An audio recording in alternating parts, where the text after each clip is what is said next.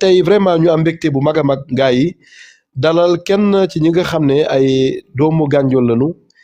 di njëriñ nag dëkk bi ni mu gën a fësee bu baax a baax di ko gërëm di ko sant ndax wax dëgg yàlla man kontaan naa dama ko invité rek mu ne ma pourquoi pas mu ñëw waxtaan ak waa Gandiol nit ñi ak rawatina say andi jàmm. Mais Hadj Ousmane merci beaucoup maa ngi lay nuyu di nuyu mbokk yi nekk ci plateforme bi yëpp ñoom Ablaye ak suñu mbokku Gandiol yi nuy déglu yëpp di am mbégte bu baax a baax pour ñëw tey nekk sa invité ci plateforme bi nga xamante ni c'est des moments d'échange et di la féliciter parce que on est tellement fiers de toi. C'est partagé, grand, c'est partagé. Aujourd'hui. Si mes souvenirs sont bons, moi je t'ai découvert pas à l'université, mais quand tu parcourais Gandiol, di wane dëkk bi yor sa téléphone, di def say audio, di def say documentaire. Après, je te découvre à la RFM, j'étais déjà en Suisse et à chaque fois à midi, quand je mettais RFM, l'ami avec qui j'étais me disait que vrai régionaliste nga sa mbokk bi rek ngay déglu ma ne ko parce que c'est naka baax jërëjëf Babacar jërëjëf ma ñëw fekk la iRadio ak beaucoup de choses en tout cas 2018 dëgg la voilà merci de m'avoir donné cette opportunité là d'échanger avec des frères yoo xamante ni ñun ñëpp benn la ñoo bokk ndey bokk baay dëgg la wallahi dëgg la benn dénominateur commun bu nga xamante ni Gandiol la ku ci wax rek nga defee ni moo gën bëgg Gandiol mais loolu aussi doomu Gandiol noonu la man mel di la sant di la gërëm Hadj Babacar vraiment jërëjëf kontaan nañu bu baax voilà di la booleeg ñi nga xam ne ñoom nga gën a xam muy waa Gandiol di la gërëm itam ndax andi nga say nit ñu lay déglu et loolee dafa am solo bu baax a baax ci ñun dama bëggoon rek ci njëlbeen ndax xam na su ma comme niñ koy waxee rek wax ci yow jafe na mais nga wax ko mooy tane man ma wax ko ndax yow yaa xam sa jaar-jaar bëggoon naa rek nga ñëwaat ci loolee laata Suisse bi nga wax ñu un peu il y a en fait ba nga amee 10 ans ki nga nekkoon ci koñ yi ci Gandiol naka nga menoon ak lan nga bëggoon doon jamono yooyu. jërëjëf Babacar Diop nag comme ni ngeen xamee doomu Gandiol la bu juddoo Tassinère bi mu amee 7 ans juróom-ñaari at mu def li doomu Gandiol yëpp di def mu dal alxuraan à l'âge de 5 ans 6 ans daaray Baye Bàcci Jaañ mu nekk suñu sëriñ ñu koy ñaanal aussi yàlla dolli leeram jàng école primaire bu Tassinère bi ñu amee entrée en 6e suñu waajur bu góor jox nu suñu nijaay ñu dem Dakar à la cité Soprim di jàngee cours privé des Parcelles Assainies cours secondaire des Parcelles Assainies chaque année ñu dellu si Gandiol vacances dem ci daara ji les premières années dem di football comme suñu moroom dem di nekk ci dex gi di sangu di jàpp si pox di dugg ci àll bi di wut koko di lekk ay garge comme tout le monde doom comme xale Gandiol yëpp waaw dëgg la def loolu la ñu def donc ba yàlla ñëw ñu nekk ak sunu benn nijaay bu nga xamante ni moo nu yiiroon daan ci ñëwaat ñu dëkk ak moom boo ñëwee da ngay defe ni ñun la jur mais doom yi jur ñoom la daan naan an seen nijaay man ñun ma an sa papa parce que on se ressemble mais aussi ni mu jaawe woon moo tax donc di ko sant di sant famille ay jabaram ñi nga xamante ni ci ñooñu la ñu nekkoon parce qu'on a perdu notre papa et notre maman tôt loolu aussi ndeysaan donc si gindigaale grand si gindigaale si sa wàll ci aller retour boobu lañ doon nekk di dem jàng CSPA buñ fa jógee ñëw Gandiol vacances football nawetaan octobre ñu delluwaat di ko def noonu ba yàlla def ñu am bac mooy comme li ma wax rek comme doomu Gandiol bu ne parcours bi muy am y a rien d'extraordinaire loolu mooy suñu parcours ba ñuy am 10 ans ba bi ñuy am suñu baccalauréat di dellu siwaat à Saint-Louis plus précisément à l'université Gaston Berger où on a été orienté à la section de sociologie comme toi. Donc, j'apprends des choses, d'accord, j'apprends des choses. Yo sama as nga comme ni ñu koy waxee UGB dëgg la donc loolu mooy parcours bi avant ñuy am bac ba bi ñuy am bac ñëw université aussi. Def fa par contre 3 ans de la première année à la licence. ñu def sociologie après bon on est parti à l'étranger à Genève. ñu nekk foofu aussi def suñu master en études du développement à l'Institut de haute étude internationale du développement. Après les 2 ans, on a défendu un mémoire sur les questions de genre qui portait encore sur les femmes du Gandiolé. Ça aussi, c'est une expérience. Après ça, on a fait un petit revirement en sociologie de l'éducation, sciences de l'éducation, ce qui nous a poussé à faire une thèse de doctorat sur les questions de réforme. Machallah, ci wolof docteur, ci wolof ak ni ñuy déglu waa ci wolof waaw. Waaw, après le bac, je suis venu à l'université Gaston Berger, où j'ai été orienté à la section de sociologie. J'ai fait 3 ans là, avec une spécialisation en sociologie du développement. Par la suite, je suis parti en Suisse, à Genève, à l'Institut de haute étude internationale du développement. Sociologie du développement ak Sambou Ndiaye wala? Professeur Lalaye, Ibou Sané, Sambou Ndiaye, tout à fait. Babacar, nga baal ma rek, est-ce que joxulu phrase bi mu lay waaj a réciter? La sociologie du développement est plus une sociologie du sous-développement qu'une sociologie du développement du fait d'un questionnement exclusivement centré sur les pays dits sous-développés. Ndiaye 2008 spécialisé en sociologie du développement.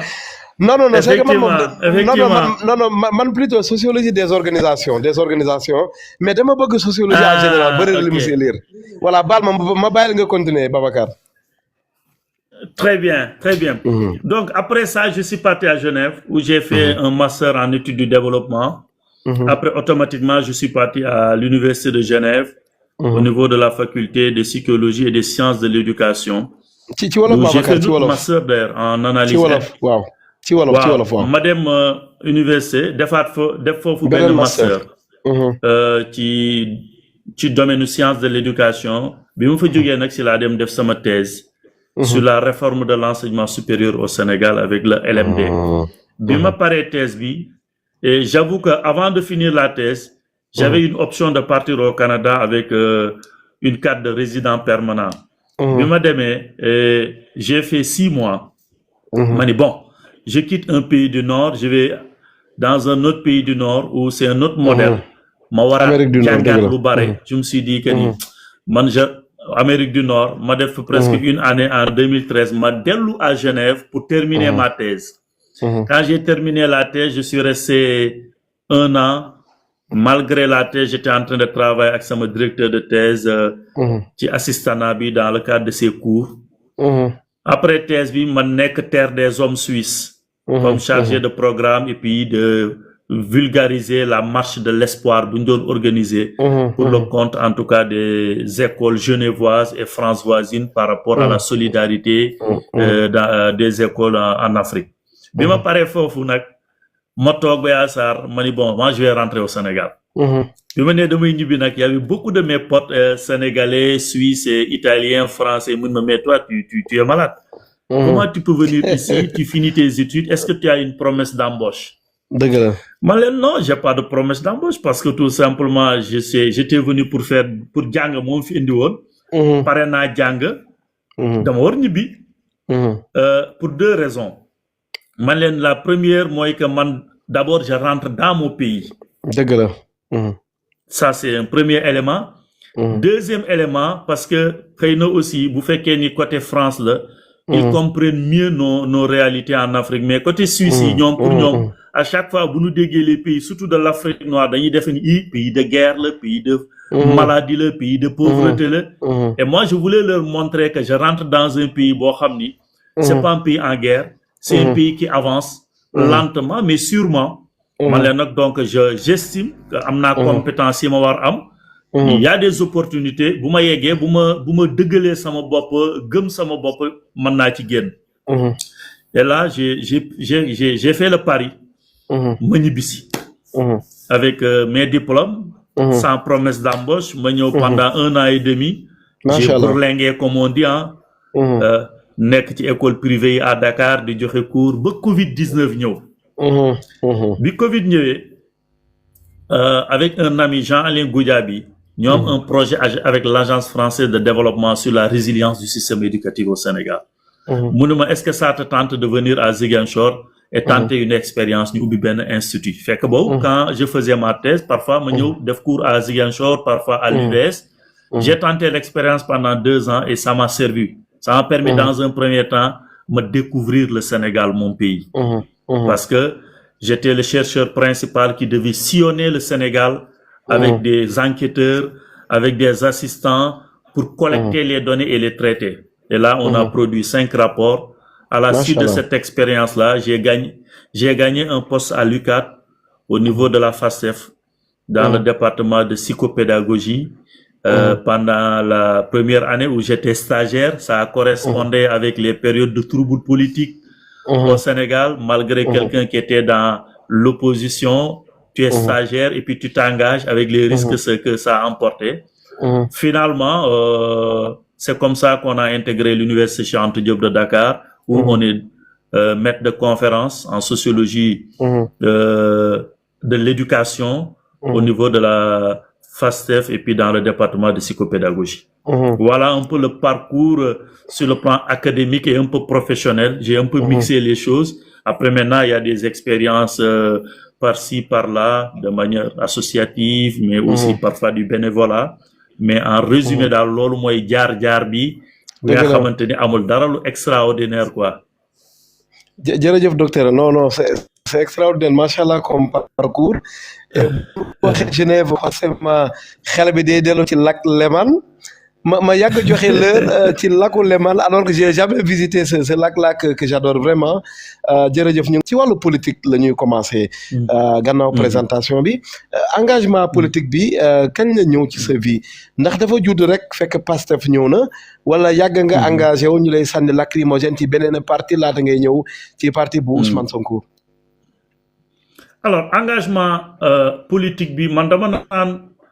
xeyna de manière partisane, ça a commencé avec Pastef, mais man dama japp ni bo nekké ci dëkk bu mel na Gandiol ak Sénégal ak ni ñu ko tëggé bo amul un engagement partisan aussi, tu as toujours ce que j'ai appelé la conscience politique. Moy di nga impliqué dans les associations estudiantines d'élèves, dans les ASC, donc tu es souvent impliqué tu yoyu. Maintenant c'est avec l'événement de Pastef que maintenant on a décidé d'avoir un engagement partisan par rapport à un parti politique. Mais c'est vrai que si c'est de la politique partisane, lolu ci Pastef lañu ko commencé effectivement. Nan la engagement boobu démarré te yow yaay coordonnateur Pastef bu Ndiabène Gandiol mais dañ rek bu Gandiol pour gàttal fa la commencé wala am nga rampé nga tuuti avant nga yegg si foofu. Alors engagement bi mën naa wax ni rampé wu ma parce que avant de rentrer d'ailleurs j'écoutais beaucoup les émissions, par exemple Grand Jury de Mamadou Ibra Kane, l'émission que comment dirais-je Alassane Samba Diop faisait, mais aussi j'aimais bien écouter l'émission de Sud FM, Opinion. Non, c'est pas Opinion, avec comment dirais-je,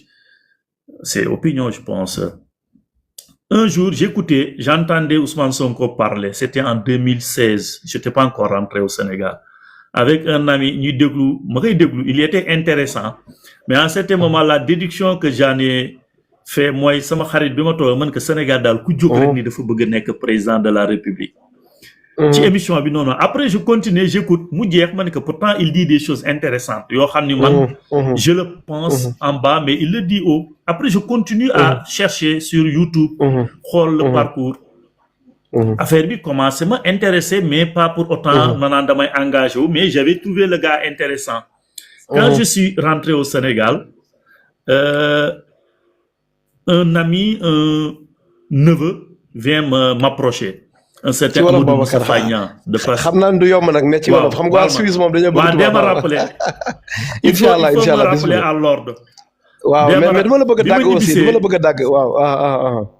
non dama rappeler à l'ordre pour man insister ci wolof bi. Inshallah. Amadou Moustapha ñëw ni ma jàmbaar da ngay politique ñoon dem ñu politique man que ça bàyyi ma man politique ma. mun ma si da ngay politique parce que ñun dañu bokk parti bu bees Pastef. bu expliqué man que pourtant waa ji dinaa ko déglu mais pour le moment daal bàyyi ma rek ma xool nu ma insérer woo et puis ma maintenir ma vie tranquille mu insister ma toog d'un seul jour ndeke jox na sama numéro Biram Souley Biram il m'appelle ni ma damay ñëw Gandiol seet si la ma ne ko Biram lu xew mun ma noo dama la soxla quand il est venu ndeysaan c'est le lieu ma nuyu bàcc ka parce que bi mu ñëwee boobu moom laa fekkoon quand même ak benn góor gu naan Vieux Doudou Penda boobu bàcc moo yoroon parti bi Biram ñëw woo bàcc teg ma ni ma non il faut nga liggéey il faut nga jàpp ci affaire bi ma wax mun ma il faut nga jàpp ci affaire bi je lui ai donné ma parole je suis resté 2 semaines ma toog ma réfléchir après je me suis dit que si au moins ça me permet de faire quelque chose sur Gandiol je vais m'engager parce que aussi dëkk bi ñun ñëpp dañ ci am responsabilité après je me suis engagé comme ça di ci cheminer bàcc il a compris que ni peut-être j'étais beaucoup plus flexible mu ni Babacar ñëwal nga kii ma topp sa ginnaaw ñu nekk noonu di dajale benn ñaar je me rappelle les débuts très difficiles après ñu gëm ko rek abnégation avec foi yàlla di ñëw mbiri di ñëw parfois mu metti nag ak les événements politiques ak la trajectoire que le parti a connu mais on s'est accroché di greffer wu ci des compétences sur des jeunes sur des gens ba affaire bi yaatu ba muy dox ak évolution yi ci am ba yàlla indi li mu indi nii et peut-être li nga xamante nag moo ma gën tax nag ma ni je pense que j'ai trouvé mon leader parce que dama rencontrer Ousmane le président Ousmane Sonko déjà rek ci waxtaan bi rek bi nu engagé débat bi rek ma ne ko mais président kañ ngay ñëw Gandiol waa Gandiol dañ lay xaar mu ne ma Babacar man su ma ñëwee Gandiol du yow yaa tax mais sama yaay mooma sonal ni ma il faut nga dem Gandiol ak Paal foofu la say mbokk ne ainsi affaire bi frappé ma nag mu ne ma sama yaay mooma sonal ni ma il faut nga dem Gandiol foofu la sa mbokk yi ne ak Paal la deuxième chose bi ñuy waxtaan di indi les problèmes de Gandiol affaire brèche bi j'avais l'impression que moom Gandiol la yeewoo bis bu ne il connaissait mieux que moi les problématiques ma ni là je pense que j'ai trouvé au moins quelqu'un boo xam ni comprendre na ñun enjeu yu ñu am à Gandiol et donc je peux me lancer loolu moo doon déclic bi nga xamante ni moo gën tax ma accroché wu ci affaire bi voilà dëgg la macha allah ba yàlla indi ba tey ñu toll fii ma ne ba yàlla indi li muy indi ak les hauts et les bas première expérience et puis ma jàpp ni mooy sama expérience bi ma gën neex ci politique mooy l'expérience que j'ai vécue en 2019 avec le parti PASTEF parce que dama am chance le jour où la campagne devait démarrer j'étais encore à Dakar parce que j'enseignais à la FASTEF on était devant le siège sur la VDN ñu toog di xaar le président Ousmane Sonko mu génn pour préparer sa campagne ci Dakar jour boobu on n'avait pas assez de voitures ndeke li ñu retardé échéance bi yëpp c'était pour attendre que des gens aillent trouver des voitures fi ñu toog rek le président Macky Sall ndeysaan jóge Mermoz jóge këram ndeke moom Mbàkke la waroon démarrer campagne am romb nu ci VDN bi ak des flèches lu mat convoi presque une trentaine de voitures blindées noires ñun on était en train d'attendre que affaire yi mat bi mu rombee Ousmane génn taxaw ci buntu bi ñu taxaw noonu mun leen qu'est-ce qu'il y a allez parler aux Sénégalais et vous allez gagner les élections comme ça lii du dara dem leen wax ak Sénégalais yi vous allez gagner les élections et j'ai démarré la campagne à Dakar ñëw Gandiol j'ai fait le tour de Gandiol mu nekkee une expérience inédite mu nekkoon ma lool parce que j'étais allé à la rencontre ci population gandiolaise mu nekkoon benn test et ñu dem ci élection yooyu yàlla def l'objectif c'était d'exister à Gandiol comme acteur politique et c'est ces élections yooyu moo nous permettre ñu exister parce que pour quelqu'un qui vient d'arriver nga commencer tu te retrouves avec plus de 300 voix là mani l'objectif est atteint parce qu'il fallait exister comme un acteur politique local à Gandiol loolu moo doon loo xamante ni lu ma marqué woon la dëgg la macha allah mu histoire bu triste daañu ñëwaat ci politique bi d'ailleurs mais dama bëggoon des ci Pastef su ma juumalee professeur Alpha Amadou Sy ñu xam ko bu baax Saint-Louis bind na ci téere buy ñëwaat un peu ci victoire Pastef yow mi nekk ci biir boo doon nettali loolee nga xam ne c'est la première fois muy am Sénégal daanaka lañu naan razzia c'est la première fois muy am Sénégal loolee yow mi nekkoon ci biir noo koy nattalee pour yow lan moo tax sénégalais ñu adhéré massivement ba fal daanaka ki nga xam ne moo gën a nekk féetewoo ndaw ci histoire politique Sénégal ci wàllu président noo koy nettalee yow mi nekk ci biir. bon xam nga loolu parfois boo ciy wax da ngay am la chair de poule. dëgg la parce que booy xool xëy na l'acteur politique bi nga xamante ni moo ci réussir quelque chose d'extraordinaire c'est le président Macky Sall parce que au regard de trajectoire bi mu amoon échelon yi mu jaar yëpp en tant que homme d'État de directeur à président de l'Assemblée nationale donc da nga xam ni c'était quelqu'un qui avait un parcours boo xam ni man nga nangu ni mais Ousmane bi mu ñëwee pour man son génie a été de s'inspirer de Mamadou Dia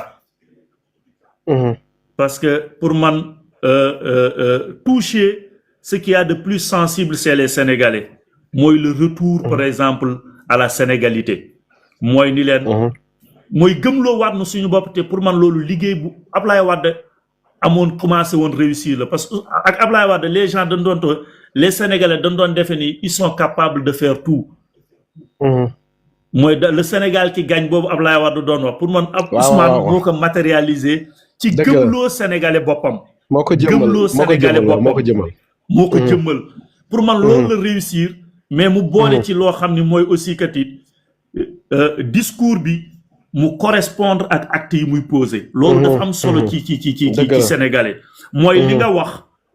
sa passé sa parcours ak say jëf di ko wane pour man c'est ce qu'il a su construire ba mu indi li mu indi après ce qu'il y a quelque part xëy na metti na mais xëy na lu ko facilité la mooy épreuve yi mu dund Sénégalais yi jàppale ko ci jooyle ko ci mais aussi accompagner ko ci je pense que ni loolu mooy ingrédients yi nga xamante ni ñoo tax Pastef am ce parcours boo xam ni xëy na gëwuma ni dina gaaw amaat ci politique ci Sénégal dëgg la toujours ci politique bi mais daan si ñëwaat man dama bëggoon ñu jàll léegi ci say responsabilité sa ndombal tànk bi nga am ci Université Gaston Berger bu Saint-Louis nga ñëwaat en fait UGB donc retour à la maison la ñibbisiwaat la nga nekk tey directeur CROUS loolu déjà ci njëlbeen pour commencer lan lay def ci yow ndombal tànk boobule. déjà Ousmane il faut me rendre hommage remercier le président de la République et le premier ministre Ousmane Sonko parce que tey jii bu ma dellu see foofu c'est xëy na yàlla tuddoon na ko mais ñoom tey jii ñoom ñoo ma wóolu ba teg ma foofu mu nekk benn sacerdoce responsabilité mais occasion boo xam ni man dinaa war man delloo Université Gaston Berger li mu def ci man en termes de formation et quand je suis revenu 3 semaines avant ma nomination quand le président Ousmane Sonko doon na ñëw ñu jaar Njawdun teeru ko fa man au retour j'avais passé par l'université pour am un raccourci je ne pensais pas que ni 3 mois wala 3 semaines ou 1 mois après damay revenir foofu comme le directeur mooy mais bi ma ñëwee aussi j'avais l'impression que ni c'est l'étudiant qui est revenu parce que c'est ça. Rien n'avait changé j'avais l'impression que fii bi mu fi jógee matul ñaari at parce que les repères étaient encore là dëgg la xëy na tey casquette bi moo changé moo tax ma jàpp ni sur les 30 000 alumni yi ñu am ñaar rek la yàlla defal ñu nekk fa étudiant dellu si comme directeur du CROUS pour servir cette grande institution muy l'ancien directeur Pape Ibrahima Faye ak man xëy na moo tax c'est avec beaucoup de responsabilité beaucoup de fierté mais aussi mu nekk yan bu diis li gën tantoon mu toon challenge aussi mooy suñu wéyjur dafa nekkoon mu def fa liggéey bu mucc ay bu nga xamante ni xëy na du gaaw nit defaat ka fa parce que dafa fekkoon fu dara newul mu am lu mu fa def ndeysaan dëgg la donc ñun loolu moo mettil encore de plus liggéey bi muy sunu nijaay Saliou Ramaka mais aussi mu mën nu faciliter parce que bu xoolee mu teg fa suñu tànk rek yaakaar naa ni erreur yu bare mën nañ ci bañ tàbbi et donc moom mooy suñu baromètre moom mooy suñu référence ci côté boobu noonu et c'est notre premier conseiller parce que lu ñu jàpp lu ñu xamul aussi on lui demande moom aussi bu gisee lu ñuy def du noonu il nous appelle on corrige donc loolu mooy li nga xamante ni mooy sentiment bi ñuy habité ak responsabilité bii nu yàlla dénk ginnaaw bi ko yàlla dogalee suñu kilifa dénk nu ko. dëgg la macha allah ñun aussi ñu kontaan bu baax a baax ci ndombal tànk boobule ndax waa Gandiol la ñu dénk et waa Gandiol yëpp aussi nañu mobiliser wu jàppale la ci loolu ndax boo réussir waa Gandiol ñoo réussir dama bëggoon toujours Hadj Babacar ñu taxaw ci course boobule. xam nga xëy na ñun ñuy jaaree Sànnaar xam nañu lu muy tekki. mais bëri na macha allah ñun ñuy déglu ay doomu Gandiol duñu koy dégg am na ñoo xamante ne sax xëy na duñu ko dégg est-ce que mën nga ñu présenter course rek ni ñu lan la exactement lan ngeen di def exactement UGB ñaata personnel nga jiite ak xëy na c'est important aussi budget bi ngeen di dérouler ci lan la toll à peu près buñ ko mënee xam. très bien li nga wax dafa am solo parce que il faut ñu xam course lan lay def parce que parfois da ngay gis nit ñëw ni la sama doom dama bëgg mu dem jàngi université Ndar te xamuñu ne man Babacar mënuma yóbbu nit mu jàngi université Ndar man liñ ma dénk ci université bi mooy dëkkuwaayu étudiants yi mooy seen paj ak seen animation culturelle mooy divertissement ak seen restauration yooyu nga xam mooy les 4 missions régaliennes du CROUS hébergement bi restauration bi prise en charge médicale et sociale bi ak animation culturelle ak sportive bi yooyu lañ ma dénk am na nag yu subsidiaire mooy la question de la sécurité yooyu yëpp da ciy ñëw mooy épanouissement bi mooy seen dëkkin daal pour ñu mën jàng bu nga xamante ni dina mucc ayib am seen diplôme dem man loolu lañ ma dénk ci université bi macha allah est-ce que mën nañu am un peu rek li ngay dérouler maanaam di saa mission bi quoi est-ce que ay budget yooyu lu ñu mën a xam la personnel bi nga jiitee ak peut-être direction yu ndawaan yi nga xamante ne yaa leen jiite aussi si ça peut savoir bu amee lu confidentiel aussi amul problème Babacar. Non, il y a rien de confidentiel parce que tout est sur Internet et puis voilà, le budget, après, si c'est voté, c'est quelque chose qui est un document public. Déjà, Université Saint-Louis, dans les Japonais, Taïdi, nous avons 25 000 étudiants. Nous avons mais nous avons 25 000 étudiants. ñaar fukki bon dama naroon osé mais non ñaar fukki junne waaw man de loolu laa naroon wax mais naa bàyyi gars yi wax quoi Babacar donc 25 000 étudiants yooyu ñu ngi nuy nattal ci gafaga Sénégal lu toll ci tey jii mën nañu wax à peu près 10 milliards yoo nga xamante ni état bi daf nu ko jox pour nu yor étudiants yi ci loolu mais loolu aussi pour nga yor étudiants yi il faut nga am un personnel boo xam ni ak ay services yu nga xamante ni ñoom ñoo lay accompagner ci liggéey boobu personnel boobu ñu ngi toll ci ñu nga xamante ni c'est le personnel permanent li ko manqué 400 barewul waaw macha allah ñu am beneen personnel boo xam ne mooy ñi nga xamante ni ay contractuels lañu ñooñu booy xool saa moo ngi tourné ci lu toll na presque mën naa wax 700 nga am personnel boo xam ni c'est le personnel temporel ñoom tam ñu ngi tourné autour de 700 donc bu ñu ko boolee lépp dañuy jàpp ni tey su suñu kilifteef lu mat 2000 personnes yilif nañ leen ñun ca université boobu ci liggéeykat ak lu mat 25 000 étudiants donc loolu mooy li nga xamante ni ñun loolu la ñu dénk ci université bi ñu war dëkkal étudiants yi faj leen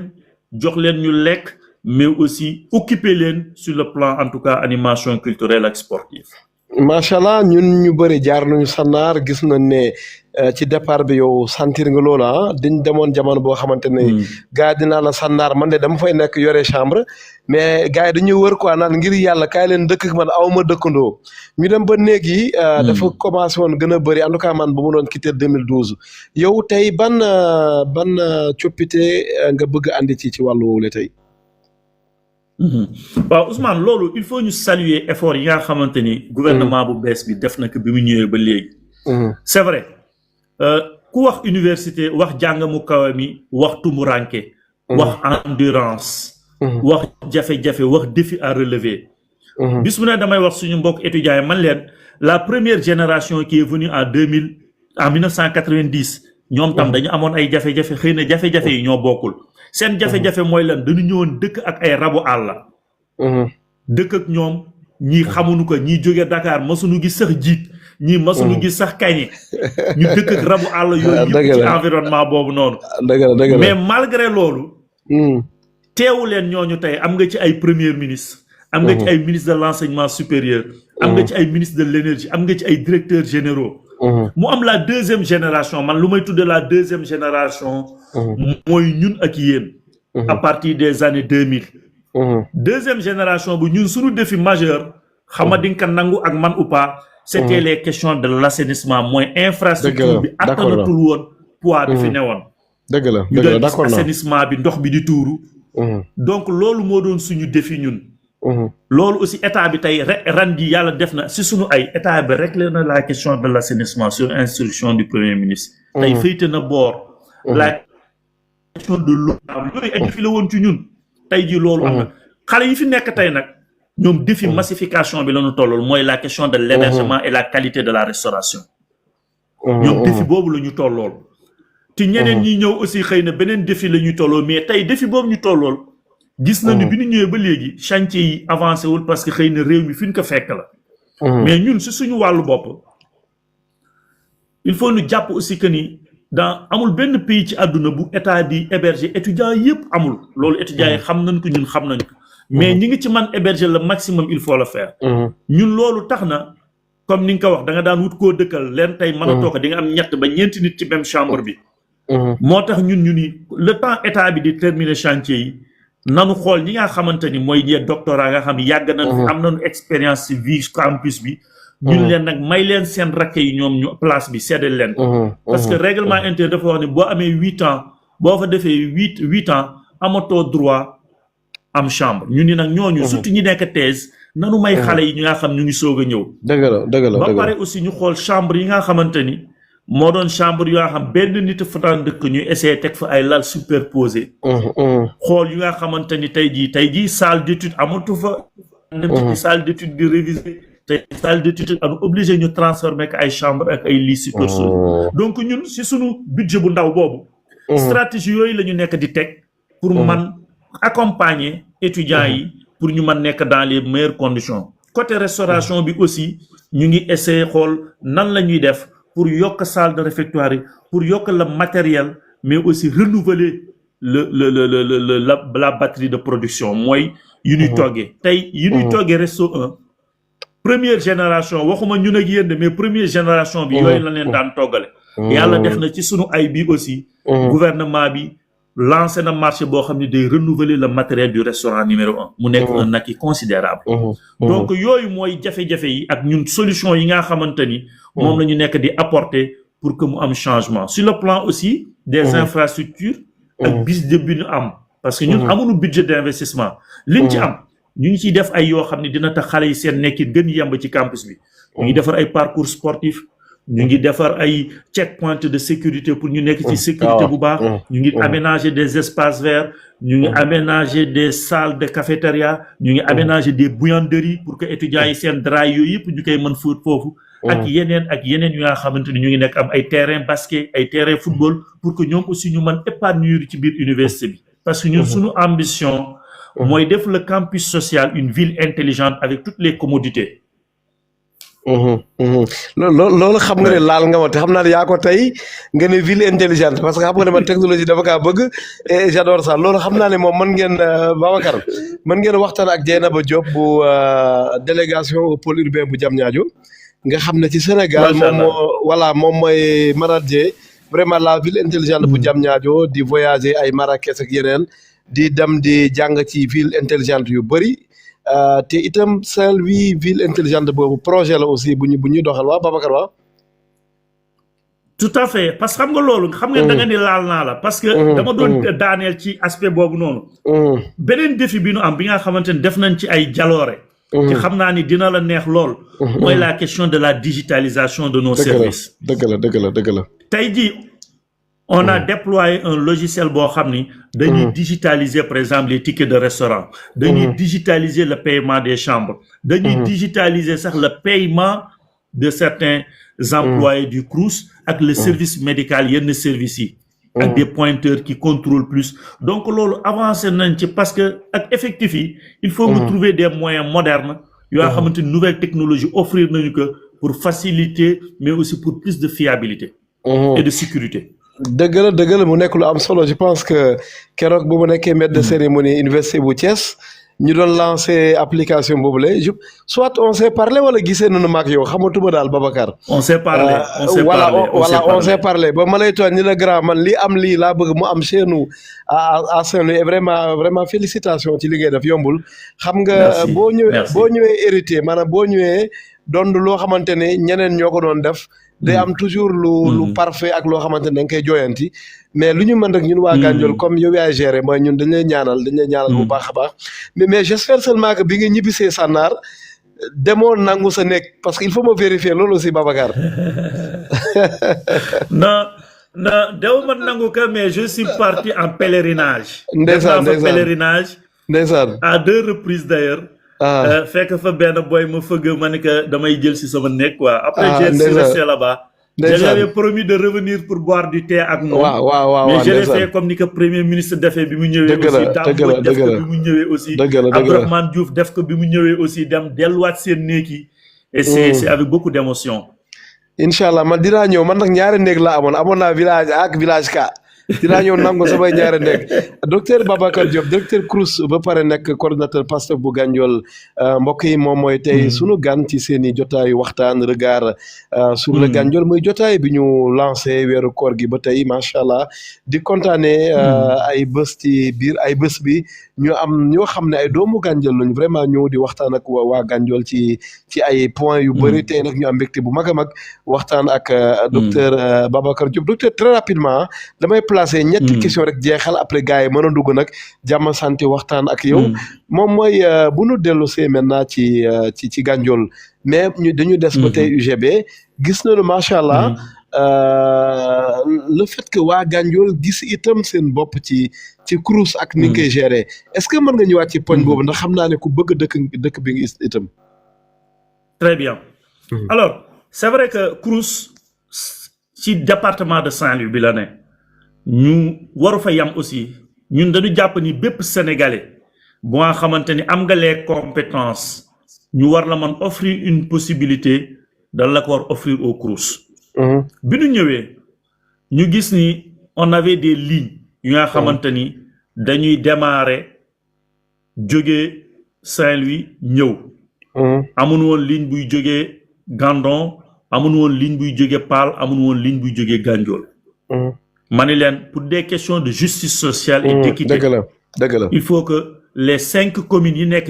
ci département bi yëpp les travailleurs ils sont la même dignité ñu am bus boo xam ne wala moyen de transport boo xam ne dina leen jëli loolu bi ñu ko defee aussi par souci aussi d'équité toujours ñu ni on est dans le département donc li ëpp ci personnel bi normalement ci département bi lay jógee même bu fekkee am na jógee feneen donc ñu jàpp ni 5 communes yi fi ne fu nekk seeni doom war nañu mën am des possibilités yu leen offrir ci université boobu ci cadre boobu la ñu ni aussi Gandiol am na ci cër Ndar am na ci cër Paal am na ci cër Fass am na ci cër Gandon am na ci cër mais ñeneen sax am nañ ci cër les un sénégalais tout court xëy na un sénégalais du jóge Podor pour rek liggéey université pour un travail temporaire loolu tax aussi ñu ni waa Gandiol kenn waru leen ci ëppale même bu fekkee ni ñeneen ñëpp war nañ ci am ñu essayer jox leen les opportunités yi nga xam moom lañ ci war am mais tout en restant très équilibré bañ xañ ñeneen ñi liñ ci war am ñoom tamit. macha allah vraiment mu nekk loo xam ne jëmmal nga ko en tout cas bu baax a baax yemale boobule muy justice sociale équité ak yooyu lu am solo la ndax tey vraiment wax naa ko sànq ba may ubbi waxtaan wi man su ma nekkee Gandiol di xëccoog biisu CROUS yi tali bu xat bi parfois damay kontaan bu baax a baax donte bis moom macha allah dafa yaatu Babacar bu ñëwee rek day jël parti bu mag dafa mel ni yoon bi diggante Kébémer ak Ndar xam nga ne day ak Louga day xat mais damay kontaan ndax dama naan man Ousmane Gueye yàgg naa UGB mais c'est la première fois en tout cas man ci li mu fekkee ma gis ay bis yu xëccug man tali bi fii ci biir Gandiol Tassinère muy vraiment loolu mu nekk loo xam ne voilà dañ la si félicité bu baax a baax di la ñaanal yàlla jàppale li nga sumba nga mën kaa réussir bu baax a baax incha allah ndax avant tout mbégte Gandiol la laaj bu mujj mooy bu nu ñëwaatee ci wàllu politique macha allah maa ngi gis ngay nekk ci terrain bi parfois ma seen la ndéggu ci courant bi yàgg na nga wax Babacar je pense problème mu ndox mi macha allah tey lan mooy sa bëgg-bëgg ci Gandiol en fait. très bien alors effectivement wax nga ko ñun dañu jàpp ni soldaaru Gandiol lañu Baay Faalu Gandiol lañu et comme yàlla def na li muy def tey jii ñu jàpp ni le premier ministre le président de la république d'abord le premier ministre ak autorités yi nekk ci gouvernement bi yëpp ñu ci bare yàlla def na ñu xamee ak ñoom am ak ñoom jàmm ak salaam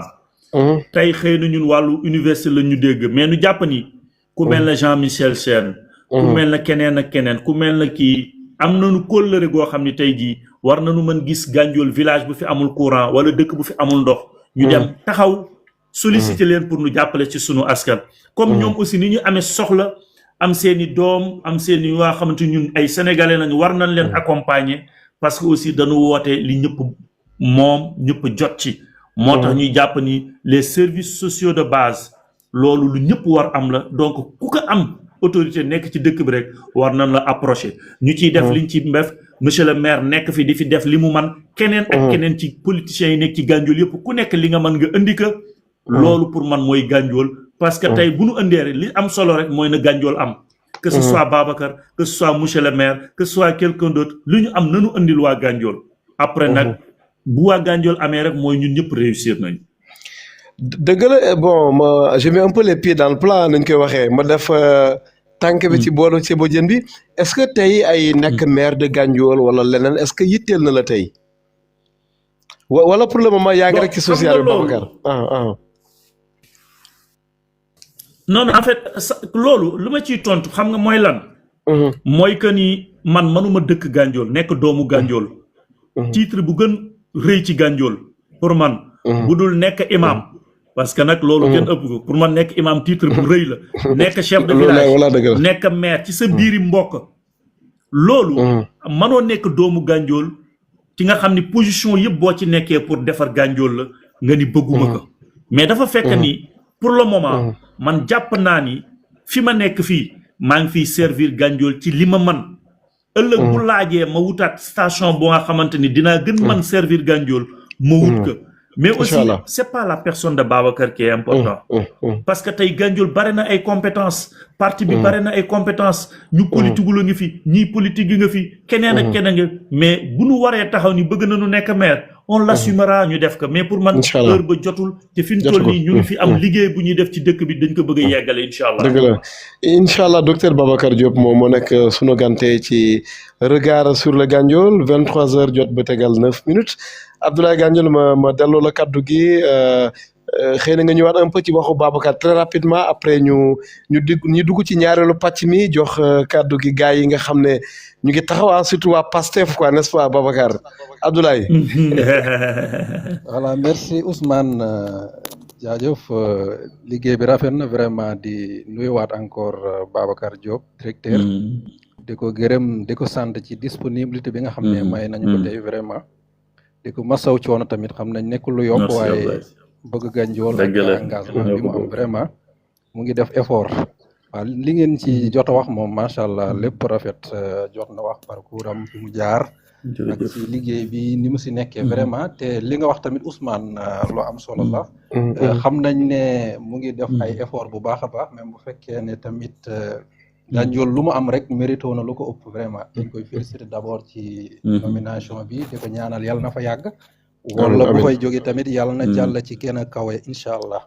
ñu koy ñaanal bu baax a baax man moom xam naa samay question bari wuñu mais bëggoon naa laaj tamit moom en tant que coordinateur Pastef bu Gandiol xam nañ ne parti politique nekk coordination bi surtout parti bu mel ni Pastef ni mu yaatoo ak ni mu bari ay zones yu ci nekk mu bare ay ambition parti bi ak nekk tamit directeur CROUS nan la boole liggéey bi ci université ak gérer parti bi ak nan la koy séparer. merci beaucoup Abdoulaye Babacar n'hésite pas boo bëggee naan ndox aussi nga naan ndax quand même wax nga pendant une heure de temps ça va da nga bëgg wax gars yi daal da nga endurant quoi macha allah kon bismillah ci laaju Ablaye bi nan ngay méngalee ñaar yi DG CROUS ak responsable Pastef bu Gandiol. jërëjëf am na solo pour man dama naan 3 casquettes la parce que wax naa leen sama njëlbeen wax man leen enseignant chercheur la damay jàngale à la Pastef bi ma président de la République ak premier ministre wóoloo ba def ma le directeur du CROUS Saint-Louis dama am détachement mooy sama salaire en tant que enseignant supérieur enseignant ñu dagg ka ma dem liggéey pour li nga xamante ni moom la ma président ak premier ministre dénk mais bi nu daggee salaire bi aussi dama ni man je suis jeune et je suis enseignant je dois faire carrière en tant qu'enseignant war naa dem CAMES war naa publier ba fi ma leen di wax ni dama continuer di def cours di garder sama cours yooyu à la FASTEF. Macha Allah. Donc damay jàngale en même temps même si je suis pas payé chaque semaine je fais mes cours à la FASTEF. Macha Allah. Je fais mon rôle de directeur du CROUS et la politique. loolu nu ma koy organiser nag man dama jàpp ni altine ba àjjuma maa ngi ci li nga xamante ni moom laa warloo ak université ak CROUS. jeudi moom laa dajale sama cours yëpp à Dakar. su ma amee benn jeudi ma libre ma dem bu ma amul ma def ko en ligne. mais jàpp ni altine ba àjjuma maa ngi sama liggéeyu administration. waaye nag fu àjjuma ci ngoon jotee. ba dimanche si ngoon maa ngi ci politigal Ousmane Sonko di wut luy yokk parti luy gën dëgëral taxawam waaw maa ngi ci mbiru Pastef bu àjjuma ci ngoon jotee ba dimanche si ngoon maa ngi ci mbiru Pastef donc noonu laa koy organiser leneen li nga xamante ni mooy sacrifice bi ma ciy def aussi parce que c'est normal et contrairement loolu laay wax sama collègue directeur yu bare ma ne kii dafa dëkk Kaolack ñu nommé ko Dakar kii dëkk Daaru Musti ñu nommé ko Thiès kii dëkk Matam ñu nommé ko Bambey kii dëkk Kolda ñu nommé ko Ziguinchor man rek maa dëkk Ndar ñu nommé ma Ndar mooy ñu nommé ma samay biiri mbokk donc bu ma wàccee à partir de 18h aussi samay mbokk ni daan amee soxla ci man di ñëw sama kër je suis obligé de l'accepter parce que loolu aussi mooy li nga xamante ni mooy li ciy yokku mais aussi pour man jaamu yàlla la parce que aussi fii laa dëkk fii laa yaroo ñoom mënuñu gis directeur du CROUS ñoom Babacar bi ñu yar la ñu mën gis moo tax ñooñu aussi il faut nga nangul leen loolu moo tax noonu daal laa koy organiser ba xam dinaa trouver équilibre bi ma war am ci ñetti tànk yooyu wala ñeent yooyu ma war taxawee mais boobu ba léegi yàlla mu ngi ciy suturaal tout se passe bien alhamdulilah. ban heure ngay nelaw. Bon parfois ma tëdd 23h parfois ma tëdd minuit. mais juróom-ñaari fajar je suis obligé d'être sur pied. macha allah voilà dëgg la macha allah en tout cas hygiène aussi la hygiène de vie bu mag a mag la laaj Babacar. voilà yàlla jàppale la ci ñetti mbaxanu yooyu quoi ni nga ko waxee mooy njàngale mi CROUS ak voilà ni nga ko waxee liggéeyal Ousmane Sonko ci terrain politique bu Abdoulaye ma bàyyi la nga dugal ñeneen ñi nga xam ne bëgg nañu wax vu que yow yaay gérer modération bi. merci Ousmane merci aussi DG mais finalement kon yow amoo jour de repos directeur. wallaay. voilà merci kon dañuy commencer. moo tax je commence à avoir les cheveux blancs. non dina baax liggéeyal sa réew la Babacar góorgóorlu Abdoulaye waaw. d'accord ñu commencer ci Lamba sunu mag ji. moom tamit journaliste la moom la ñuy njëkk jox kàddu mu poser ay questions. di ñaan ñi nekk ci attente bi tamit. macha allah rek dinañ leen dugal suñ ko mënee ñoom ñëpp. yaakaar mu yomb nag mais dinañ jéem incha allah kenn ku ne dugal question. te ku dugg rek gàttal Abdoulaye. je pense que Lamba génnaat na ku dugg rek mën a gàttal bu ko defee nag ñu am lim bu am solo bu takku muy lim bu mën a jël kaddu.